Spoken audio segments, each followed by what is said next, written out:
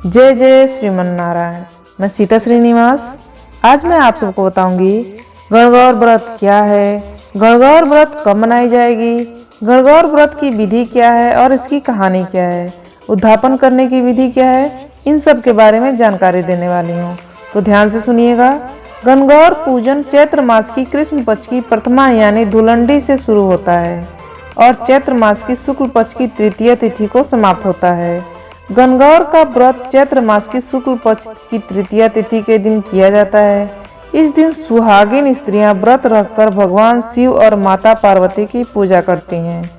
पौराणिक मान्यता के अनुसार इसी दिन भगवान शिव और देवी का पूजन करने से माता पार्वती की कृपा से सुहागिन स्त्रियों को अखंड सौभाग्य की प्राप्ति होती है और कुंवारी लड़कियों को मनचाहा जीवन साथी प्राप्त होता है। अब मैं आपको बताऊंगी गणगौर व्रत कब है। इस वर्ष गणगौर व्रत 24 मार्च 2023 शुक्रवार को किया जाएगा। अब मैं आपको बताने जा रही हूँ गणगौर व्रत और पूजन विधि। गणगौर के दिन घर में सभी सुहागिन स्त्रियों व कुंवारी कन्याओं को गणगौर की पूजा करनी चाहिए। अगर आपने अपने घर में 16 दिन की गणगौर बिठाई है तो फिर अपने घर पर ही पूजा करें, और यदि घर में 16 दिन की गणगौर नहीं बिठाई है तो जिसने गणगौर बिठाई हो उसके यहाँ जाकर पूजा करें। यदि यह भी संभव ना हो तो घर पर मिट्टी की गणगौर बनाकर उसकी पूजा करें। गणगौर के दिन प्रातः काल स्नान आदि नित्य कर्म से निवृत्त होकर स्वच्छ वस्त्र धारण करें। विवाहित स्त्रियां 16 श्रृंगार करें। फिर पूजा स्थान पर गोबर और पानी का चौकी लगाएं। फिर एक डलिया में धूप बिछाकर उसमें गणगौर बिठाएं। फिर दीपक जलाएं। दीपक जलाकर जल से छींटा करें। 16 दातुन दें। रोली से टीका करें। गणगौर के हाथ में मेहंदी लगाएं। आंख में काजल डालें। मूली चढ़ाएं। फूल व धूप चढ़ाएं। चूड़ी बिंदी आदि श्रृंगार की सभी सामग्री गणगौर को चढ़ाएं। चुनरी चढ़ाएं। व्रत रखने वाली सुहागिन स्त्री को गणगौर पर चढ़े सिंदूर को अपनी मांग में लगाना चाहिए। ऐसा माना जाता है कि ऐसा करने से सुहागिन स्त्री का सौभाग्य अखंड होता है। हलवे का भोग लगाएं व दक्षिणा भेंट करें। दीवार पर रोली से, मेहंदी से, हल्दी से और काजल से 16 बिंदियां लगाएं। गणगौर की कहानी कहें और सुनें। उसके बाद गणगौर की आरती करें। पूजा के बाद 16 मीठी मठरी, एक कटोरी में हलवा और रुपए रखकर बायना निकालें और अपनी घर की बड़ी स्त्री या किसी ब्राह्मणी को पैर छूकर दे दें। अब मैं आपको बताऊंगी लड़की के विवाह के बाद गणगौर का उद्यापन कैसे करें। लड़की के विवाह वाले साल की गणगौर का उद्यापन कराए जाने का विधान है। उद्यापन की विधि इस प्रकार है। 16 जगह तो 16 मीठी मिठरी लें और उन पर एक एक तियल और दक्षिणा रखें। फिर इसे हाथ फेरकर अपने ससुराल जाकर अपनी सासू जी के चरण छूकर उन्हें दे दें। एक जगह 16 माठी अलग लेकर हाथ में फेर कर बेटी को दें। 16 मीठी मठरी गणगौर को चढ़ाएं। 16 माठरी खाने के लिए भी बनाएं और उन्हें वह खा लें। 16 माठरी भाई के खाने के लिए भी बनवाएं। उसमें से कुछ भाई को खिला दें और बाकी मठरी घर में रहने वाले अन्य लोगों को भी खिलाएं। जब 16 दिन की गणगौर पूजने लगें तब वह कुंवारी लड़कियों को भी अपने साथ गणगौर पूजवाएं। अब मैं आपको बताने जा रही हूँ गणगौर व्रत का उद्यापन विधि क्या है। जो औरतें गणगौर का उद्यापन करने की इच्छुक हों वो इस विधि से गणगौर का उद्यापन कर सकती हैं। विधि अनुसार गणगौर की पूजा समाप्त करें। फिर उस दिन वही सभी चीजों उसी मात्रा के गणगौर के समक्ष रखकर हाथ फेरकर दक्षिणा रखकर अपनी सास के चरण छूकर दें। सुहाग की सभी चीजें मंगाकर एक पिटारी में रख लें और तियल भी इसी पिटारी में रख लें। साथ ही एक नथ भी रख दें और उसे अपनी सास को दे दें। 16 जगह पूड़ी हलवा गणगौर के सामने रखें और हाथ लगाकर 16 सुहागिन ब्राह्मणियों को भोजन के साथ दें। 16 सुहागन ब्राह्मणियों को भोजन कराएं। 16 जगह मेहंदी की पुड़ियाँ, 16 रोली की डिब्बी, 16 काजल की डिब्बी, 16 टिक्की, 16 महंगा की डिब्बी, 16 पुड़िया सिंदूर, 16 दर्पण, 16 कंघी, 16 शीशे, 16 पाजेब, 16 धोती, दक्षिणा रखकर भोजन करने वाली 16 ब्राह्मणी को सब वस्तुओं में से एक एक वस्तु टीका लगाकर दे दें। अब मैं आपको बताने जा रही हूँ गणगौर व्रत की कहानी। ध्यान से सुनिएगा। धार्मिक कथा के अनुसार एक समय भगवान शिव देवी पार्वती और नारद जी को साथ लेकर धरती पर भ्रमण करने के लिए निकले। भ्रमण करते हुए तीनों एक गांव में पहुंचे। उसी दिन चैत्र मास की शुक्ल पक्ष की तृतीया तिथि थी। गांव के लोगों को जब भगवान शंकर और देवी पार्वती जी के आने की सूचना मिली तो धनी स्त्रियां उनके लिए विभिन्न प्रकार के रुचिकर पकवान बनाने में लग गईं। इसी कारण से उस दिन स्त्रियों को वहां पहुंचने में देर हो गई। दूसरी ओर अकुलनीय निर्धन घर से स्त्रियों को जैसे ही भगवान शिव और देवी पार्वती को आने का पता चला, वो जैसे ही बैठी थी वैसे ही थाल में हल्दी, चावल, अक्षत, जल लेकर आ गईं। सभी ने भगवान शिव और देवी पार्वती की पूजा की। उन स्त्रियों की अपार श्रद्धा भक्ति देखकर देवी पार्वती उन पर प्रसन्न हो गईं और उन्होंने आशीर्वाद स्वरूप उन पर सुहाग रूपी हरिद्रा हल्दी छिड़क दी।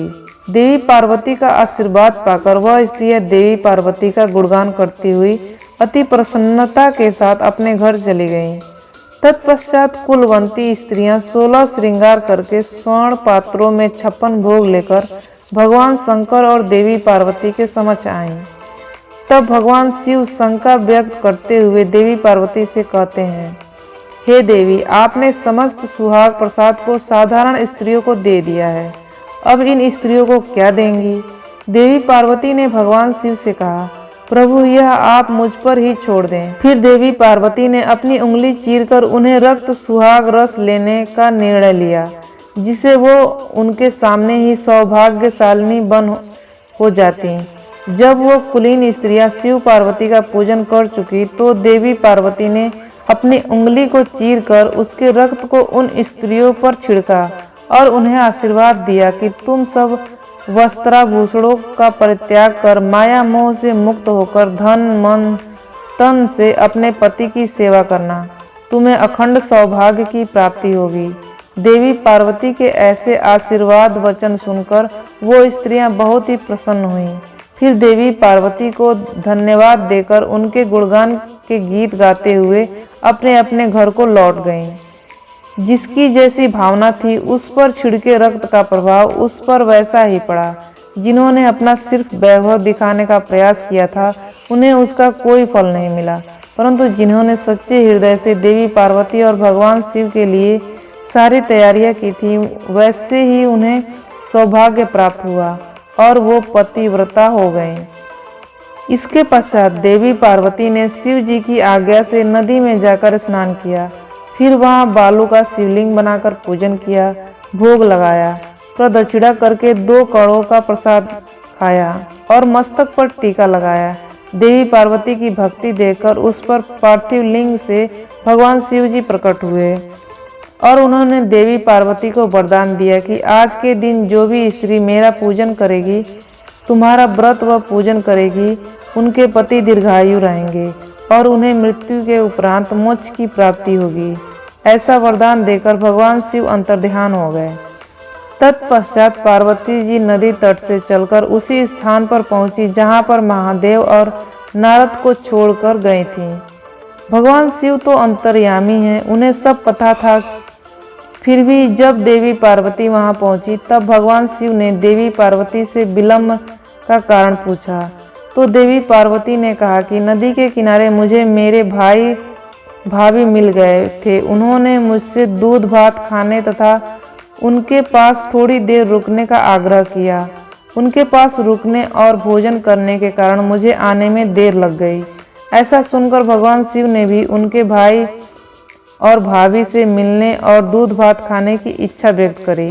भगवान की इच्छा सुनकर देवी पार्वती ने अपनी माया से नदी के किनारे एक अति सुंदर महल प्रकट कर दिया और वहां अपने भाई भाभी को भी विराजमान कर दिया। वहां पहुंचने पर उनके भाई भाभी ने भगवान शिव और देवी पार्वती का खूब स्वागत सत्कार किया। कुछ समय रुकने के बाद वो सभी वहां से चल दिए। तभी मार्ग में भगवान शिव ने कहा कि मैं अपनी रुद्राक्ष की माला तुम्हारे मायके में ही भूल आया हूँ। यह सुनकर देवी पार्वती ने स्वयं जाकर माला लाने के लिए कहा। तब शिव जी ने कहा कि माला नारद जी लेकर आ जाएंगे। नारद जी जब वहां पहुंचे तो वहां पर सिर्फ वन था। महल इत्यादि सभी चीजें गायब हो चुकी थी। वहां एक वृक्ष पर उन्हें शिव जी की माला मिल गई। उसे लेकर वो तत्काल ही भगवान शिव और देवी पार्वती के पास आकर पहुंचे और सारा वृत्तांत शिव जी को सुनाया।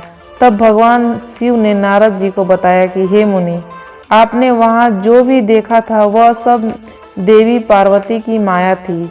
वो अपने पार्थिव पूजन की बात को आपसे गुप्त रखना चाहती थी, इसलिए उन्होंने असत्य कहा था और फिर उस असत्य को सत्य करने के लिए उन्होंने अपने पतिव्रत धर्म की शक्ति से माया द्वारा महल आदि की रचना की। सच्चाई को उभारने के लिए ही मैंने आपको माला लाने के लिए तुम्हें दोबारा उस स्थान पर भेजा था।